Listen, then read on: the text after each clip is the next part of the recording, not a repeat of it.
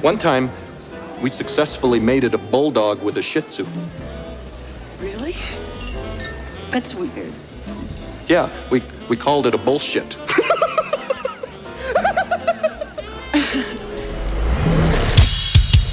Okay, is this guy just making it up as he goes?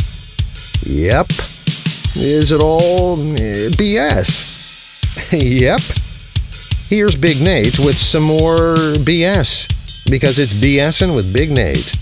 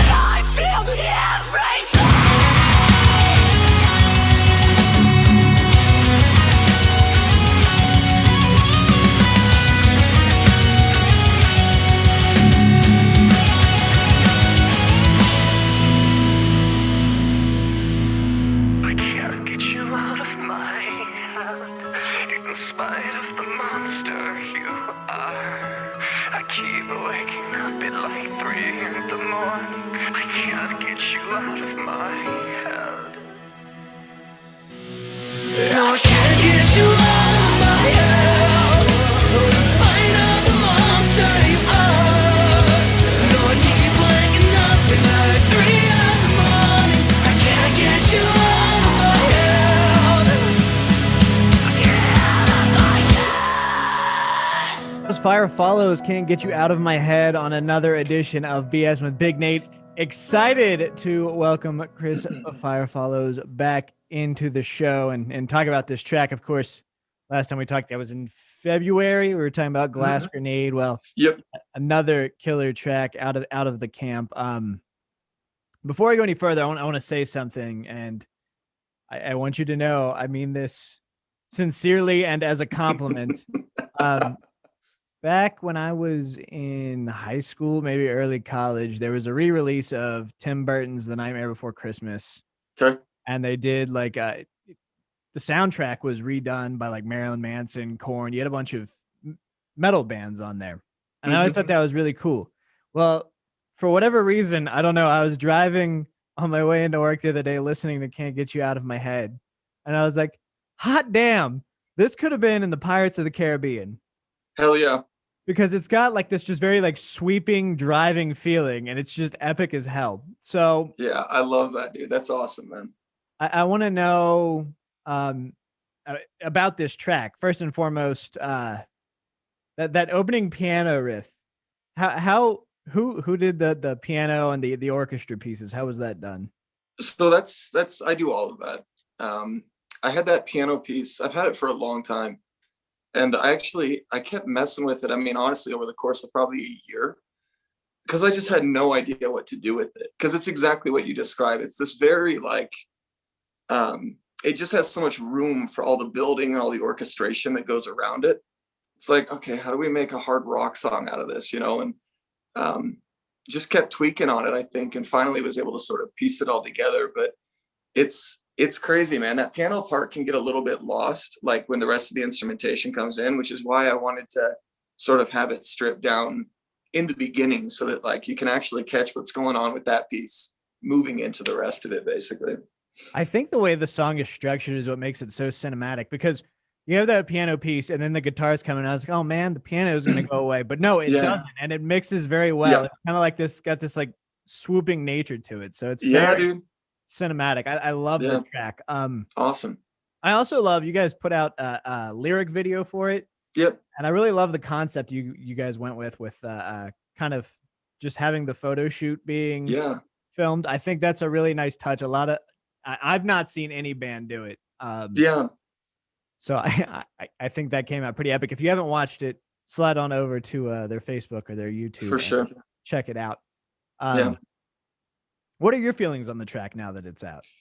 It's so and I forget if we talked about this last time, but originally the plan, like late 2020, was to, or mid 2020, I guess, was to release that EP. The Glass Grenade EP is like a 5-song. And then because of the way everything has sort of shaken out the last, 6-12 months, whatever, we just started doing them as singles, right? So this, to me, I didn't know if this would be like much of a radio kind of song, especially because of like the drawn out intros and stuff. But I think Can't Get You Out of My Head is my favorite of the 5 songs that was on this EP. It's right up my alley, man. So, I mean, what you've done there is truly epic with the track. Dude, that's awesome, man. I think it would sound fantastic on radio. We'll out Saturday. But it's an epic track, and it's got this. It's very much Fire Follows. It's not something someone has done before. And yes, people, I mean, hell, you go back to Van Halen with Jump. They obviously have the synth in there. Pianos have always kind of had their place in rock music, but I think what you've captured here is just so unique. Yeah, I appreciate it, man. And I want to ask about the lyrical side of it, because I know you kind of, I mean, you hole up in that not hole up. That makes you sound like loose, but no, hang but out you're not studio, you're not that far off, dude. That is kind of what it is. And you kind of put all these ideas together. I mean, you can kind of infer Can't Get You Out of My Head. There's a lot of angst there, but where does that come from for you? It's funny because one of my friends hit me up like a week or two ago, and like releasing this song after Glass Grenade, I think it's funny because like I listen back to him and I'm like, man, like I feel really exposed, like after having sort of but it isn't like that, I don't think, in the writing process. Like there's a lot of I guess like trying to capture a moment, right? Like nobody lives their entire life in this space where you're thinking like, I can't get you out of my head in spite of the monster you are, right? Like that's a brutal thought, so it isn't like something that's 24/7, like, but I've experienced moments like that, and I know I've got a lot of people that I know that have as well. And so it's like, how do you ball that up, right? That energy, and then kind of, I don't know, try to communicate it in a way that still has a bit of a storyline to it, something that can be followed, but also has enough of that, because hard rock metal stuff, you've got to have some metaphorical. It's not country music, right? You're not like just boom, here's the 5 o'clock drinking, whatever, having some beers. And I love country, but it's just that's not the genre, so you've still got to have some of that sort of that inference based, metaphorical based kind of writing. And I think that was really important, especially with this track. No, and I think it's funny you mentioned feeling exposed, because to me, I'm a terrible lyricist. I can really write her dirty limericks and Dr. There you go. Ask stories, but that's because Yeah. I've been reading Dr. Seuss to my kids for the last 2 years. Oh, But okay. like you said, the metaphor is important, and it's something that I really appreciate. But I also get the impression, again, I can't speak from experience because it's not my outlet, but there's also like a catharsis, correct? Like once Yeah. that's released and out there, there's just like a weight off your shoulders. 100%. Yeah. And it is like, yeah. And everything is so individualized, but there is absolutely this kind of desire to just like, okay, how do I get this out without quite saying it, right? How do I sort of express it without just being outright? You're sort of masking it a little bit, but at the same time, dude, that's the right word to use. It is a bit cathartic, for better or for worse. There's another thing that showed up over on your YouTube recently that I find fascinating based on a conversation you and I actually had last time we talked about your vocal cord situation. Yeah. So there's a Fire Follows podcast now. Yeah, as of a week ago. So, I mean, you started pretty big. That's an epic, and it's a good 28-minute watch. I definitely recommend it because I find the whole thing fascinating. Because I mean, to go from not being able to speak to being able to sing and speak, obviously that's a really compelling story, and I think it definitely speaks to your level of drive and determination. So I'm really excited to see what comes next out of you guys. So I've got to ask, what are we working on, both for the next podcast and musically? It's so, as far as the podcast, like I almost didn't call it that because I'm like, do I really want to go down this road? But I think I do. I've got to be a little bit careful, like not to go, because I want everyone else that's involved in the project to have some say in that too, right? So in other words, I got to be careful not to just turn it into the Chris podcast. But maybe we'll do a different one. So as far as that, I don't know. With the podcast stuff, I'll probably just keep talking about sort of music related stuff, right? Like a studio tour or gear I'm using or what software and all that kind of shit. And then as far as like the band, like we've got, I think I mentioned this last time, but the next EP is basically done. I've got to do a few more. I'm trying to bring in a guest vocalist. No commitments or guarantees on that yet, but a pretty high profile kind of pop country singer, actually bring him into a new track, which will be cool. But once that's done, we're kind of just ready to go. And then, dude, I want to get on the road. I mean, as soon as we possibly can. You know, it's like, I think I'm getting a little bit depressed just sitting in here doing this all day, every day without actually being able to get out and play it, man. Yeah, I feel the same way, but on the opposite side. Like the last concert I went to was back in 2019. Yeah. The Slayer farewell tour. And like you, I'm kind of just day in, day out, you know, home, go to work. Of course, now the weather's getting nicer, so I can get outside a bit more and go hiking and go to the park and stuff. But it's still very much so isolated. And I think that that's going to affect a lot of pop culture going forward. So I'm excited to see. I think the whole landscape of music is about to have a really big blow up in a good way, not a bad way. But really excited to see what's coming next from you guys. Do you have an ideal timeline for that EP? Yeah, so I've got there's 2 more songs that were supposed to have released on this one.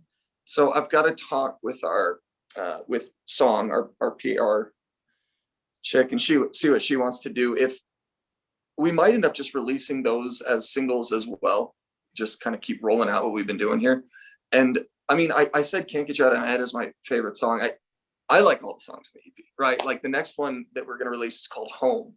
And it's very much a big orchestral, hard rock, melodic, whatever this is, you know?